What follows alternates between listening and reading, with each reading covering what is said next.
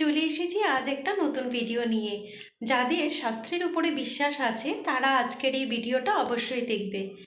জীবে প্রেম করে যেইজন সেইজন সেবিছে ঈশ্বর, এই কথাটি আমরা সবাই জানি।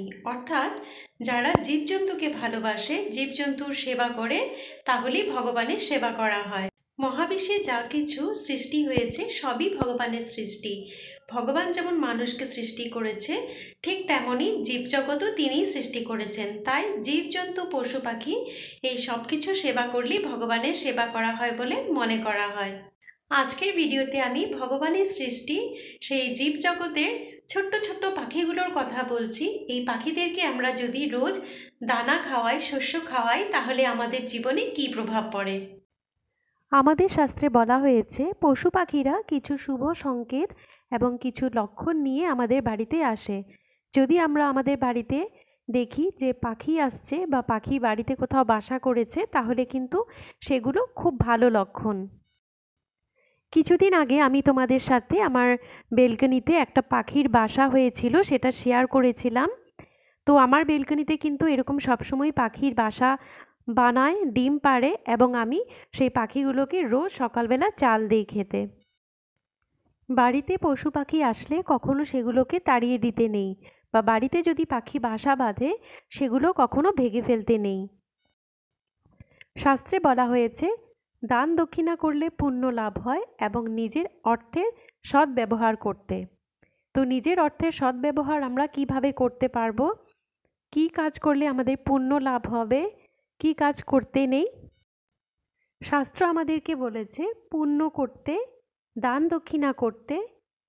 দান দক্ষিণা পুণ্য আমরা কেন করব এবং দান দক্ষিণা করলে আমাদের কি লাভ হবে সেটাই আমি আজকে বলছি। একমাত্র মানুষই আছি আমরা যে সকাল হলেই রোজগার করার চিন্তায় ঘর থেকে বেরিয়ে পড়ি, কিন্তু ভগবানের সৃষ্টি এই পশু পাখিদের কিন্তু নিজেদের আহারের চিন্তা করতে হয় না, ভগবানই তাদের খাদ্যের জোগাড় করে রেখেছে। ভগবানের শ্রেষ্ঠ সৃষ্টি আমরা মানুষ। ভগবান আমাদের যেমন ক্ষমতা দিয়েছে, অর্থ দিয়েছে, বুদ্ধি দিয়েছে, এবং সেই অর্থের সদ্ব্যবহার করারও বুদ্ধি দিয়েছে। তো এবার এই অর্থের সদ্ব্যবহার আমরা কিভাবে করতে পারবো? পশু পাখিকে খাবার খাইয়ে, গরুকে রুটি খাইয়ে এবং পাখিদেরকে শস্য খাইয়ে। শাস্ত্রে বলা হয়েছে জীবজগতে সকল পশু পাখির উপরেই আমরা ঋণী। জন্মের পরেই আমাদের উপরে 5টা ঋণ থেকে যায়, এবং সেই 5টা ঋণ থেকে আমাদের মুক্তি লাভের জন্য একমাত্র উপায় হচ্ছে এই পশু পাখিদেরকে খাদ্য খাওয়ানো। এই 5টি ঋণ হলো দেব ঋণ, গুরু ঋণ, ঋষি ঋণ, মাতা পিতার ঋণ এবং পিতৃ ঋণ। পিতৃ ঋণ হচ্ছে পূর্বপুরুষের ঋণ।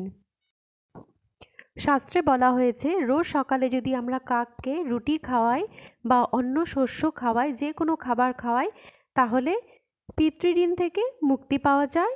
এবং কারো জন্মকুণ্ডলিতে যদি পিতৃদোষ থাকে সেই পিতৃদোষও দূর হয় কাককে রুটি খাওয়ালে বা যে কোনো খাবার খাওয়ালে। বলা হয় আমাদের জন্মকুণ্ডলিতে যদি বুধ গ্রহ দুর্বল থাকে তাহলে সেই ক্ষেত্রে রোজ পাখিদেরকে শস্য খাওয়াতে লাগে। গম, যব, চাল এসব পাখিদেরকে খাওয়ানো খুবই শুভ।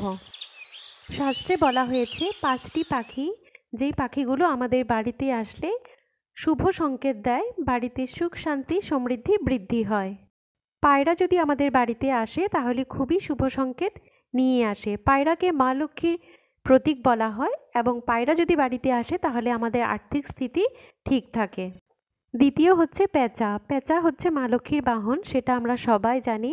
মানুষের জীবনে যদি বিশেষ কোনো পরিবর্তন ঘটতে চলেছে সেই সময় পেঁচা আগমন হয় বলে মানা হয়, তাই পেঁচা বাড়িতে আসা খুবই শুভ। 3 নম্বর হচ্ছে চড়াই পাখি।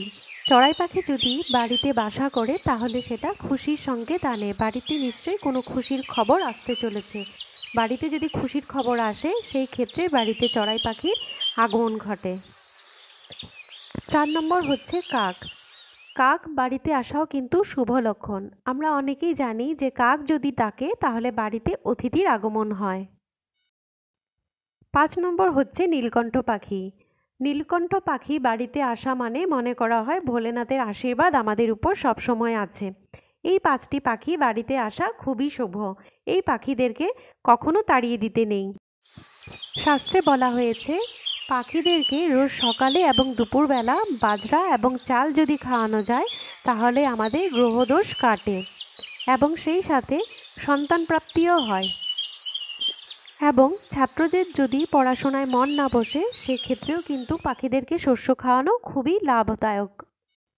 বিশেষ করে এই শীতকালে গাছপালা শুকিয়ে যায়, তো এই পাখিদের কিন্তু খাওয়ার খেতে খুবই কষ্ট হয়। তাই এই সময়টাতে বাড়ির ছাদেই হোক বা বেলকনিতেই হোক বা বাড়ির উঠোনে এই পশু পাখিদের জন্য কিন্তু সামান্য খাবার রেখে দেওয়া উচিত।